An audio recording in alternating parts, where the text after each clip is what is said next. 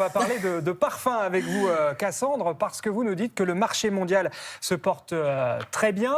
Il se trouve que c'est la rentrée et c'est le moment choisi par les grandes marques de lancer des nouveaux produits. Et oui, ce n'est pas la rentrée pour tout le monde, mais aussi pour les industriels. L'Oréal, par exemple, prépare en secret le lancement du premier parfum Jacquemus qui a déjà dessiné son flacon. Il y aura également la commercialisation du premier parfum Miu Miu, l'une des rares marques de prêt-à-porter à aussi bien fonctionner par rapport aux autres en ce moment.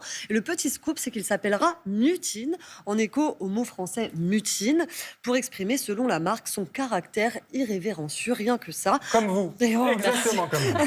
L'objectif pour L'Oréal, c'est de générer environ 150 millions d'euros de ventes au détail dès la première année d'activité. C'est énorme, ce qui lui permettrait de se hisser parmi les 10 meilleures ventes de parfums. Alors d'ailleurs, quels sont les top 3 des parfums féminins et masculins ? Eh bien, on ne choisit pas son parfum par hasard. Dis-moi ce que tu portes, je te dirai qui tu es. Est-ce que d'ailleurs, vous aimez la nouveauté ou vous avez toujours le même parfum ? J'ai toujours le même parfum. Le même. Moi, chaque fois que j'en choisis un, ils arrêtent sa fabrication. C'est vrai. C'est Parce ça. qu'en J'ai arrêté d'essayer de changer. En fait, Karine, parce qu'une fois que vous le portez, ils ont atteint le Graal. Voilà. Donc après, ils passent à autre chose, quoi. Je pense que c'est ça. Tout s'explique.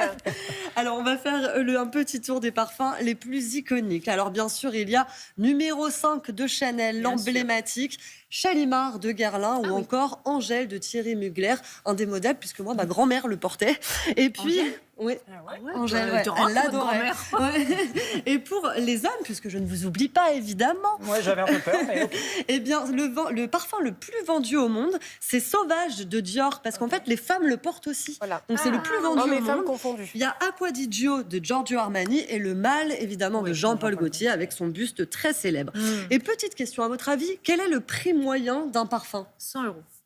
Ça dépend le prix au litre. Le prix en général. Il y a des gens qui vont acheter des parfums un peu moins chers. 70 euros. 63 euros. J'étais pas loin. Ouais. Et puis, il y a le summum, ce qu'on appelle les parfums de niche, les parfums de créateurs, qui sont créés par des nés, comme on les appelle, tel un chef d'orchestre. Ils vont mélanger les odeurs, les senteurs pour créer un parfum sur mesure qui correspond à votre caractère. On est en édition très limitée, forcément, mais du coup, forcément plus cher. On est sur du 800 à 1000 euros, mais c'est de l'artisanat. Hein. C'est de l'artisanat et c'est un parfum unique, en fait. Ah, moi, à 800 000 euros le parfum, je passe mon temps à me faire sentir un petit peu partout. Parce santé. Voilà. Alors ça, c'est pour les parfums de luxe, donc. Mais il y a une chaîne qui propose, et ça, c'est plutôt une bonne nouvelle, des parfums à petit prix. Et ça marche, ça cartonne en France. Ça cartonne. Est-ce que vous connaissez les magasins Adopt ?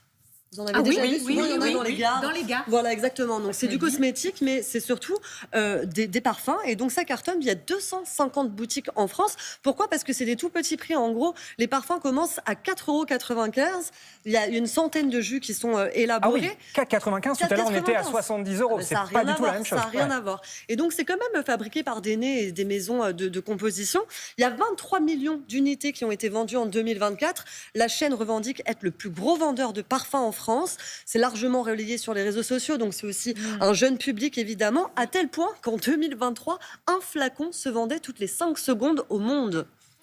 C'est incroyable, c'est vertigineux. Et globalement, le marché mondial du parfum se porte bien. Oui, ça va même très bien. Il ne connaît pas la crise. Il a dépassé les 48 milliards d'euros en 2024 et devrait passer le cap des 85 milliards d'euros d'ici 2034. Alors d'un côté, il y a le marché asiatique qui connaît une très forte croissance, très rapide, parce que les habitudes des consommateurs changent, en particulier au Japon et en Chine. Et de l'autre, il y a les États-Unis, qui est le premier marché de la beauté, mais là, qui fait grise mine, puisque forcément, à cause des droits de douane. Et nous, la France, on occupe aussi une très belle place. J'ai cru que vous alliez nous oublier, nous Français. Ça aurait été dommage. On ne va pas s'oublier quand même. Regardez, l'activité globale de la parfumerie représente 35% des exportations cosmétiques en France et a atteint 8 milliards d'euros en 2024. Donc tout ça pour dire que nous allons continuer de sentir bon.